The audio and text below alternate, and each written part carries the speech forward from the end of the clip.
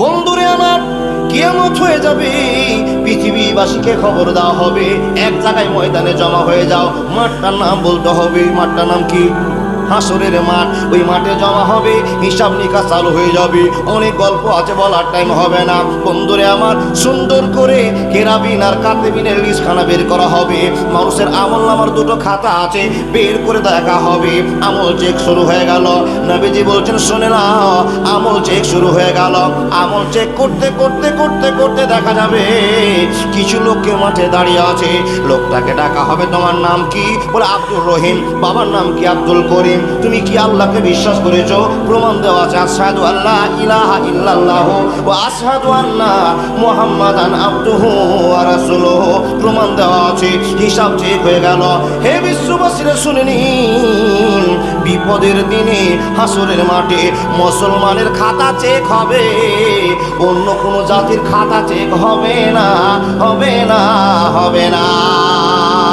আপন মানুষ চিনা বড় দায় রে, আপন মানুষ বোঝা বড় দায়। চাইলে তারে যায় না বলা, বুকের ভিতর কষ্টের মেলা। আপন মানুষ সবচেয়ে বেশি আপনকে কাঁদায়, আপনকে কাঁদায়। আপন মানুষ চিনা বড় দায় রে, আপন মানুষ বোঝা বড় দায়। বাবুই পাখি ঘর বাঁধিলে হয় না ঘরে ঠায়, ঝড় বাদলে কাটায় রে সে ঘরের দরজায়। পারে না সে ছাড়তে মায়া, ছাড়ে না ঠিকানা। আমি হলাম পথের পথিক, সবই আমার জানা। সময় সুযোগ পেলে মানুষ আপনকে কাঁদায়, আপনকে কাঁদায়। আপন মানুষ চিনা বড় দায় রে, আপন মানুষ বোঝা বড় দায়। একবার জোরে বলুন সুবহানাল্লাহ। এতদিন পর্যন্ত আল্লাহর ভালোবাসাই চিনতে পারলাম না। এবার শুনে নেন, যেই দিন আপনার খাতাটা চেক শুরু হলো, আপনি যে মুসলমান, মুসলমানের কপালটা কি হয়েছে? খুলে গিয়েছে। আল্লাহ দয়া করেছেন, আপনার খাতাটা চেক হবে। বন্ধু আমার, খাতা চেক হলো। একদিন নামাজ পড়েছেন তো একদিন কাউকে গাল দিয়েছেন, একদিন আপনি রোজা করেছেন তো কাউকে মিথ্যা কথা বলে ঠকে নিয়েছেন। বন্ধুরা আমার, টোটাল রেজাল্ট চেক করা হলো। আর চেক করার পরে দেখা গেল আপনি একজন মুসলমান, 100 নাম্বার হলে আপনি জান্নাতে চলে যাবেন। কিন্তু না না না, 100 নাম্বার আপনার হয় না, 75 নাম্বার হয়ে গিয়েছে, 70 নাম্বার হয়ে গেছে, 80 নাম্বার হয়ে গিয়েছে। রব্বুল আলামিন এই ইমদাদুল বাক্কার 80 নাম্বার হয়েছে। 100 না উঠলে কেমন করে জান্নাতের ঘোষণা পাবে? রব্বুল আলামিন বলছেন, ইমদাদুলকে ঘটনা ঘটিয়ে দাও, খবর দিয়ে দাও, 20% সাজা জাহান্নামে কাটাতে হবে, না হলে জান্নাতে ঢুকতে পাবে না। মুসলমান, আপনাকে জাহান্নামে পাঠিয়ে দেওয়া হলো 20% সাজা, 30% সাজা, 70% সাজা। যে যেমন কোয়ালিটিতে করে আল্লাহকে ভয় করেছেন, সাজা অনুপাতে আপনার বিচার শেষ হয়ে যাবে। মুসলমানকে জাহান্নাম থেকে তুলে আনা হবে। আর তুলে আনার পরে নাহারে হায়াত বলে একটা জান্নাতের নহর আছে, ওই নহরে গোসল করিয়ে দিয়ে পিছন দিকে একটা সিল দিয়ে জান্নাতে ঢুকে দেওয়া হবে। একবার জোরে বলুন না সুবহানাল্লাহ। কিন্তু বন্ধুরে আমার, যে সমস্ত মুসলমান বাদ দিয়ে যত লোক সেই মাঝে থাকবে, এদেরকে ঘোষণা করে দেওয়া হবে, লাহুম ফিহা খালিদুন। মুসলমান বাদে কেউ জান্নাত থেকে ছুটি পাবে না, পাবে না, পাবে না। তাহলে আপনি বলুন, এখন মুসলমান হয়ে লাভ হয়েছে না লস হয়েছে? মুসলমান একদিন জান্নাতে যাবেই, কিন্তু সাজা কাটার পর, সাজা কাটার পর জান্নাতে যেতে হবে। কিন্তু অমুসলিমেরা, মুসলমান বাদে আর আছে ধর্ম যারা মানে, তারা কোনোদিনই জান্নাতে যাবে না। তাহলে আমি মুসলমান হয়ে লাভ করেছি। এবার এখন আপনাকে বুঝাই, সবাই মুসলমান হতে পারবে না। এই কথাটা বোঝাতে গিয়ে আপনাকে উত্তর দিতে হবে, একটা লোক বলুন তো, হযরত মুহাম্মদের বাপ আব্দুল্লাহ জান্নাতে যাবে? পারবেন না কেউ বলতে? কোনোদিন ওয়াজ শুনেননি যে কেউ বলেছে জান্নাতে যাবে? যাবে না। প্রশ্ন করবেন, মাওলানা কেন যাবে না? আপনি করবেন না? হ্যাঁ ভাই, কেন যাবে না? এই বেটা, কেন যাবে না? আপনি বলতে পারেন কিনা? এই জন্য যাবে না, শুধু একটা কথা বলেনি, আশহাদু আল্লা ইলাহা ইল্লাল্লাহু ওয়া আশহাদু আন্না মুহাম্মাদান আবদুহু ওয়া রাসূলুহু।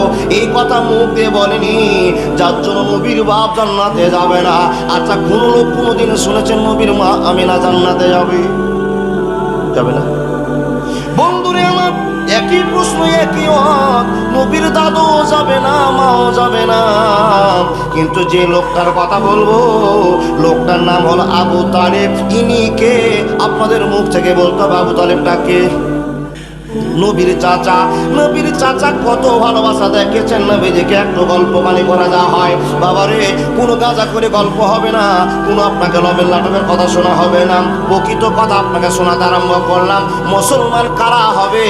যারা আল্লাহর দয়াতে হবে, আল্লাহর ভালোবাসা পাবে, তারাই মুসলমান হবে, সবাই মুসলমান হবে না। দেখুন প্রমাণ।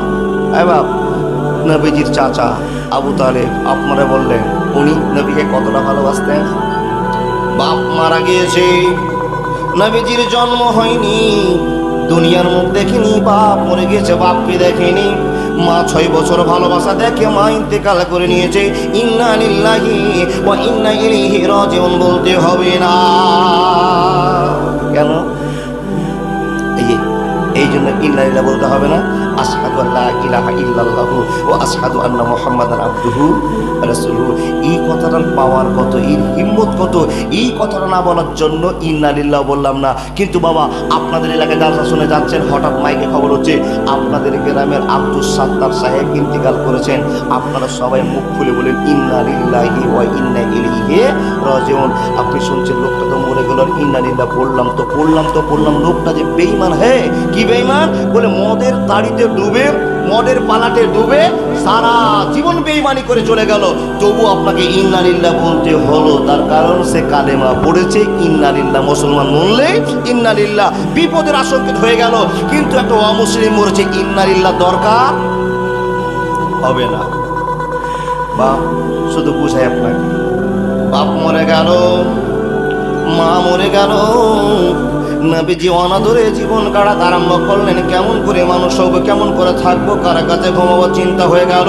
বুড়া দাদু আব্দুল মুত্তালিব নাতিকে কোলে করে বলতে আরম্ভ করলো, ওরে আমার ভাই, মার চিন্তা করিস না, বাপের চিন্তা করিস না, যতদিন তোর দাদু খেতে পাবে তুইও পাবি। তোর মার মায়া ভুলতে হবে, বাপের মায়া ভুলতে হবে। নবীজির দিন কাটতে আরম্ভ হলো দাদুর কাছে। এ মুসলমান, কিন্তু হঠাৎ করে দাদুরও মরণের খবর হয়ে গেল। লা ইস্তাখিরুনা সাতাও ওয়া লা ইস্তাকদিমুন। দাদু মরে গেল, বিশ্বনবী একা হয়ে গেলেন। কার কাছে খাবে, কার কাছে থাকবে, নিরুপায় হয়ে গেলেন। 10 জন চাচা, আব্বা মরে গিয়েছে, আরো 9 জন বেঁচে আছে। বন্ধুরে আমার, এমন তো সময় একজন চাচা, তার নাম হলো আবু তালেব।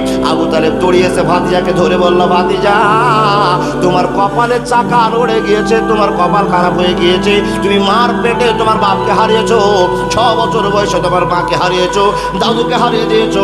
ভাতিজারে কোনো চিন্তা করিও না, আমি চাচা যতদিন বেঁচে থাকবো তোমার অসুবিধা হবে না, হবে না, হবে না। দয়ার নবীজি, আমরা তোমায় ভুলতে পারি না। তোমার আম্মা আমিনা ওগো দুধ মাহানিমা, তুমি জন্ম নিলে মায়ামিনের ঘরে, খোদার করুণা ঝরে পড়ে। তুমি সিরাতে রাসূল মারিফাতিরি বুলবুল, তোমার দোয়া কবুল করতে খোদা দেরি করে না। তোমার আম্মা আমিনা ওগো দুধ মাহানিমা। একবার জোরে বলুন না সুবহানাল্লাহ। কথাগুলো বুঝতে পারছেন গো বাপ? তাহলে একটা কথা মনে রেখে দেন, নবী অনাথ, এত দুঃখ কষ্ট করে নবীজি মানুষ হয়েছেন। যদি করুণ দৃশ্যের কথা বলতে শুরু করি, হাজার মুসলমানের চোখ দিয়ে টপ টপ করে জল পড়বে। এই জন্য জল পড়বে, নবী মুহাম্মদ এত কষ্ট সহ্য করেছেন কি করে? বাপ যুবক হচ্ছেন, চাচার বাড়িতে থাকে, চাচা মাথায় রাতে তেল দিয়ে দেয়, সাবান দিয়ে গা পরিষ্কার করে দেয়, প্যান্ট জামা পরিয়ে দেয়। নবী মুহাম্মদের এত ভদ্র চরিত্র, এত ভদ্র ভালোবাসা, এত ভদ্র ব্যবহার প্রকাশ করবার মতো নয়। চাচা পাগল হয়ে আছে, কতটা নবীকে ভালোবাসতেন। একদিনের গল্প আমি বলছি বাপ। নিজের বেটার নাম হলো আলী। কি বললাম? কোন আলী গো? যেটা নবীর জামাই, যেটা নবীর জামাই, ফাতেমার স্বামী, ওই আলী। তাহলে এখন আপনি হিসাব করুন, বিশ্বনবী নবী মুহাম্মদুর রাসূলুল্লাহর আপন চাচা হলো আবু তালিব, আর আবু তালিবের বেটার নাম হযরত আলী। এর আপোষে কে হলো? আপন চাচতো ভাই। এই হিসাব বুঝুন, আপন চাচতো ভাই। কিন্তু দেখেন, আবার ভাতিজিকে বিয়ে করে নবীর জামাই হচ্ছে। কত বড় ভুল! ভুল নয়? ভুল বলবেন? না না না, ভুল বলা দরকার নেই। শরিয়াত, আল্লাহ বিধান মেনেছেন, আপনাকে মানতে হবে। আপন চাচতো কি গো ভাইয়ের বেটিকে আরেক ভাই বিয়ে করছেন জামাই। একদিনের গল্প, পরে বুঝে নেবেন। এই যে বড় বড় মাওলানা বসে আছেন, কালকে শুনে নেবেন কি করে হলো মৌলবি সাহেব। আমি অত বড় জ্ঞানী মৌলবি নয় যে আপনাকে ভেঙে দিতে পারবো, শুধু মেনে নিতে হবে বিধান। কালকে শুনবেন নানার কাছে। হযরত আলী ছোট্ট বাচ্চা, 12-13 বছর, 10 বছর, 8 বছরের বাচ্চা। নবীও একটু বড়, চলে যাচ্ছে দিন। হযরত আলীকে নিয়ে বাপ আদর করছেন আর সহগ করছেন, আর বসেছেন চেয়ারে, এইভাবে তুলছেন। আর বিশ্বনবী তো চাচার বাড়িতে থাকে। হঠাৎ করে বাইরে থেকে দৌড় মেরে চাচার সামনে এসে হাজির। যখনই নবীকে সামনে দেখা, বন্ধু আমার শুনুন, চাচা কত নম্র, কত ভদ্র, কত জ্ঞানী একটু বুঝে নিন। ভাতিজার সামনে চট করে আলীকে মাটিতে নামিয়ে দিয়ে বলছেন, আলী এখানে দাঁড়া। নবী মুহাম্মদ দূরে দাঁড়িয়ে আছে। নবী মুহাম্মদকে কাছে টেনে বলছেন, ভাতিজা বাইরে তুমি দাঁড়িয়েছিলে, হঠাৎ করে একই দৌড় মেরে আমার কাছে এসেছো, ভাতিজা কি হয়েছে বলে দাও। তখন নবী মুহাম্মদ লজ্জা করে বলছেন, চাচা বাইরে ফুচকাওয়ালা এসেছে, বাইরে খেলনাওয়ালা এসেছে, বাইরে আমার 5 টাকা দরকার পড়েছে, আইসক্রিমওয়ালা এসেছে, 5 টাকা হলে আমার জীবনটা হবে। আমার একটা বড় শখ জেগেছে, কোন একটা জিনিসের জন্য আবেদন করবার জন্য নবীজি এসেছেন। কিন্তু মুসলমান যারা দুঃখী হয় তো দুঃখীর মতো দুঃখী হয়। বাপজান রে, নবী কার কাছে টাকা চাইবে? 5 টাকা দিলে ফুচকা খাবো, 5 টাকা দিলে একটা কুরকুরে প্যাকেট নেব। চাচাকে বলতে হবে, চাচা ছাড়া আর দুনিয়াতে কেউ নবীজির নাই। বন্ধুরে আমার, দাদু থাকলে দাদুকে বলতাম, মা থাকলে মার আঁচল ধরে চুলুম করে মাকে বলতাম 10 টাকা দাও। ঠিক বললাম ভুল বললাম? মানুষের দল। চাচা বলছে, বেটা কি জন্য তুমি দৌড়িয়েছো, তুমি বলে দাও। বন্ধুরে আমার, ভাতিজা বলছে, চাচা 5 টাকা দরকার হয়েছে, কিনা কাবেনের দরকার হয়েছে। নিজের ছেলেকে মাটিতে রেখে বলছেন, আলী রে তোমাকে আর কোলে রাখা যাবে না। কি জন্য রাবে না? প্রশ্ন আপনি যদি করে দেন, কি জন্য আলীকে মাটিতে নামিয়ে দিল গো মৌলভী সাহেব? একদিনের গল্প আপনি শুনে যান। আলীকে নামার কারণটা হলো, যতগুলো শিক্ষিত মানুষ আপনারা বসে আছেন ভালো করে শুনে যান। এ মুসলমান, কোন নাবালক ছেলের যদি বাপ মা মরে যায়, তো মার উচিত হবে ওই ছোট বাচ্চার সামনে মা যেন তার বাচ্চাকে খুব আদর না করেন। যার স্বামী মরে যাবে, যদি স্বামী না থাকে, কোন স্বামী যেন তার স্ত্রীকে ওই বিধবা মহিলার সামনে আদর যত্ন না করে। কেন করবে না? তার বুকটা পেটে পেটে উঠবে, দুঃখ পাবে, দুঃখ করে কান্না বেড়ে আসবে। এই জন্য কোনোদিন কোনো মানুষকে দুঃখ দিয়ে কথা বলা যাবে না, কোন ইয়াতিমের সামনে বেশি আপ্যায়ন করা যাবে না। ওই ছেলেটার বুক ফাটবে, চিন্তা করবে, আল্লাহ আমার যদি বাপ থাকতো, আমি হাসতে হাসতে জালসা থেকে কত রকমের মোটর সাইকেল কিনতাম, বাদাম কিনতাম, পাপড় কিনতাম, বিলুন কিনতাম, আনন্দ করতাম। কিন্তু ওর বাবা বেঁচে আছে, তাকে জালসায় নিয়ে এসেছি, এই বলে তার দুঃখ বেঁধে যাবে। নবী মুহাম্মদের চাচা আবু তালেব নিজের ছেলেকে মাটিতে নামিয়ে ভাতিজাকে কোলে নিয়ে আদর করতে আরম্ভ করেছে। একবার জোরে বলা যাবে না সুবহানাল্লাহ? বর্তমানে চাচা যদি ভাই মরে যায়, আর ভাইয়ের স্ত্রী ভালো আছে, সুন্দরী মেয়ে আছে, স্ত্রীটা ভালো আমার ভাইয়ের, আর তার ছোট নাবালক 2 ছেলে মেয়ে আছে, এই ভাইয়ের চিন্তা কখন রেজিস্ট্রির অফিসে নিয়ে যাওয়া যায়, আর তার মাকে বিয়ে করলে জমিটা আমার হয়, আর এদের রেখে নাবালক বলে প্রমাণ করে জমিটা ছিনতাই করা যায়। বর্তমান চাচার ডিপ্লোমা বলছি বাবা, ঠিক বললাম না ভুল বললাম? জি, এখনকার চাচা ভাতিজাকে ঠকাতে পারলেই জীবনটা ধন্য। জি, বেশি কথা বলার টাইম নেই, শুধু 2টো গল্প করে যাই। কত কষ্ট করেছেন নবীজিকে নিয়ে চাচা। বন্ধুরে, নবীজি জওয়ান হয়েছেন, কথা বলতে আরম্ভ করেছেন, মানুষের সামনে প্রচার শুরু করেছেন, আশহাদু আল্লা ইলাহা ইল্লাল্লাহু ওয়া আশহাদু আন্না মুহাম্মাদান আবদুহু ওয়া রাসূলুহু। বিশ্বনবী যখন নবুয়ত পড়তে যাচ্ছেন, বন্ধুরা আমার, কিছু প্রথমের খবর মানুষের সামনে বলতে আরম্ভ করেছেন, মূর্তি পূজা করিও না, চন্দ্র পূজা করিও না, তারকা পূজা করিও না, দেব দেবতাকে মানিও না, পীরকে মানিও না, সব গল্প নবী শোনাতে আরম্ভ করেছেন। কিছু কিছু লোক নবীকে বিশ্বাস করে ঈমান আনতে আরম্ভ করেছে। কিন্তু মুসলমান, আজও পর্যন্ত সেই স্লোগান আছে, এখনো হাজার হাজার মানুষেরা আল্লাহর উপরে ঈমান আনতে পারেনি। স্বার্থ ছাড়া বন্ধু বান্ধব কাছে আসে না, বিনা স্বার্থে দুনিয়ায় কেউ ভালোবাসে না, স্বার্থ ছাড়া ভালোবাসে শুধু আমার মা। কাদা আর খড়কুটা দিয়ে মাটির মূর্তি করে, লক্ষ টাকা মজুরি নাই মূর্তির কারিগরে। মা আমার সুন্দর দেহ গড়ে দিল, মূল্য নিল না, স্বার্থ ছাড়া ভালোবাসে সেটাই আমার মা। একবার জোরে বলুন না সুবহানাল্লাহ। বাপ আপনার সামনে কাদার খড়কুটা দিয়ে মূর্তি মেনে তাকে আল্লাহ আল্লাহ বলছে, নবীজি বলছেন এই আল্লাহকে মানা যাবে না। কেন? তোমার আল্লাহ আছে নাকি? তোমার আল্লাহ কয়টা? তো নবীজিকে যখন প্রশ্ন করা হলো, নবীজিকে খবর দেওয়া হলো, নবী গো, আল্লাহর পরিচয় জানতে যে তুমি খবরটা দিয়ে দাও। এই আল্লাহ কি খবর দিব? তো রব্বুল আলামিন নবীকে জানিয়ে দেওয়া হলো, কুল হু আল্লাহু আহাদ আল্লাহুস সামাদ লাম ইয়ালিদ ওয়া লাম ইউলাদ ওয়া লাম ইয়াকুল লাহু কুফুয়ান আহাদ। এটা হলো আল্লাহর পরিচয়, আল্লাহর বর্ণনা। নবীজি যখন বললেন, কিছু কিছু লোক নবীকে মানতে শুরু করেছেন, তখন যারা মক্কার ভিতরে শয়তান লোক, বাজে কোয়ালিটির লোক নবীকে মানতে পারছে না, সেই সমস্ত লোকগুলো আবু তালিবের বাড়িতে এসে, আবু তালিব, ও আবু তালিব। কে? আমি আবু জাহাল, উমাইয়া ইবনে খাল। ও কি বলছেন বলুন দেখি, আমার বাড়িতে হঠাৎ করে?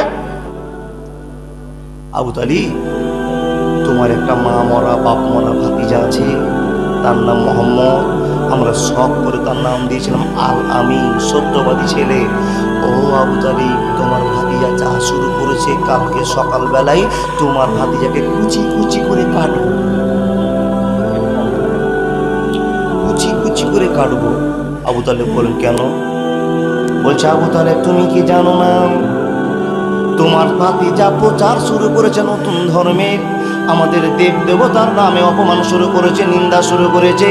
ওরে আবু তালিব, তোমার ভাতিজাকে এক্ষুনি বলে দাও, কালকে সকালবেলা যদি দিনের প্রচার করতে যায়, মুসলমানের খবর দিতে যায়, এক আল্লাহর পরিচয় দিতে যায়, লাউ কানা ফীহিমা আলিহাতুন ইল্লাল্লাহু লা ফাসাদাতান, এক আল্লাহর ক্ষমতা যদি বর্ণনা করতে যায়, তোমার ভাতিজার গোটা হয়ে বাড়িতে ফিরবে না। চাচা যে এত মহব্বত করে, এত মহব্বত করে, ভাতিজার জন্য বিশ্বনবীর চাচা আবু তালেব 3 বছর জেল খাটলো। কয় বছর? 3 বছর জেল খেটেছে। এত প্রমাণ আছে, চাচা ভাতিজার জন্য জেলে থাকতে থাকতে বকরির লাদির মতো পায়খানা হয়ে গিয়েছিল। এটা প্রমাণ স্বরূপ কথা আপনাকে বলছি। তারা ভালোবেসেছেন কত। বন্ধুরে আমার, যখনই এলাকার মস্তানেরা বলল তোমার ভাতিজাকে মেরে দিব, কালকে থেকে যেন দিনে দাওয়াত না দিতে বের হয়, প্রচার করতে না বের হয়। বন্ধু আমার, নবীজি খেতে বসেছেন, আর নবীজির চাচা নবী মুহাম্মদকে বলতে আরম্ভ করেছেন, ইয়া ইবনে আখি ইন্না কাওমাকা কাদ জানি ফাকুলি কাজা কাজা। ভাতিজা রে, আমি তোমার চাচা তোমাকে একটা গল্প বলতে আরম্ভ করি, তুমি শোনো। ভাতিজা, তোমার কওমের লোক, তোমার চাচারা, বংশীয় চাচারা তোমার উপর ক্ষিপ্ত হয়ে গিয়েছে। নবীজি জিজ্ঞেস করলেন, কেন ক্ষিপ্ত হয়েছে? বলে, ভাতিজা, তুমি নতুন আল্লাহর পরিচয় দিয়েছো, লাউ কানা ফীহিমা আলিহাতুন ইল্লাল্লাহু লা ফাসাদাতান। এ ভাতিজা, তারা 365টা আল্লাহ মানে, আর তুমি এক আল্লাহর প্রচার শুরু করেছো। ও ভাতিজা, খবরদার খবরদার, তুমি আর কালকে থেকে প্রচার করতে যেও না, যদি তুমি চলে যাও তোমাকে মেরে দিবে। ও ভাতিজা, তুমি কান করে শুনে নাও, আমি চাচা কোনো মতে তোমার কষ্ট সহ্য করতে পারবো না, অতএব তুমি কালকে থেকে আর প্রচার করতে যেও না। যখনই কথা বলা, এই কথা যখন শোনা, নবীজি ভাত ছেড়ে চাচার কাছ থেকে দুঃখ ভরে বাড়ি থেকে বেরিয়ে চলে যাচ্ছেন, রাস্তা দিয়ে চলে যাচ্ছেন। ভাতিজা, চলে যাচ্ছ কেন? এবার চাচা চাচাকে নাবিজি বলছেন, চাচা চলে যাওয়ার কারণটা শুনবে? হ্যাঁ বলো। ইয়া আম্মা, এ চাচা, ওয়াল্লাহি লাউ ওয়াজাউ শামসু ফি ইয়ামিনি ওয়াল কামারে ফি ইয়াসারি। চাচা গো, আমি তোমাকে সুন্দর একটা টাটকা গল্প শুনিয়ে দিয়ে বলছি, চাচা শুনে নাও। আমাকে যদি মক্কার মানুষেরা আমার ডান হাতে যদি চাঁদকে এনে দেয় আর বাম হাতে সূর্য এনে দিয়ে বলে তুমি কালকে থেকে দিনের প্রচার করতে বেরিয়েও না, আমি কোনোদিন পারবো না, কোনোদিন পারবো না। ও চাচা, তোমাকে নিয়ে তোমার বড় ভক্তি ভয় ভালোবাসা ছিল। চাচা তুমি আমাকে সাহায্য করে চলেছ, কিয়ামত পর্যন্ত আমার বাঁচতিকালে তুমি সাহায্য করবে। চাচা গো, আর হঠাৎ করে তুমি বলছো কালেমা দাওয়াত বন্ধ করতে হবে। আমি পারবো না, পারবো না, পারবো না। Golden Madina, oh my sweetie Madina, I cannot forget you, dear Medina. I cannot forget you, dear Medina. Cannot forget, could not forget, dear Medina. Cannot forget, could not forget, dear Medina. I cannot forget you, dear Medina.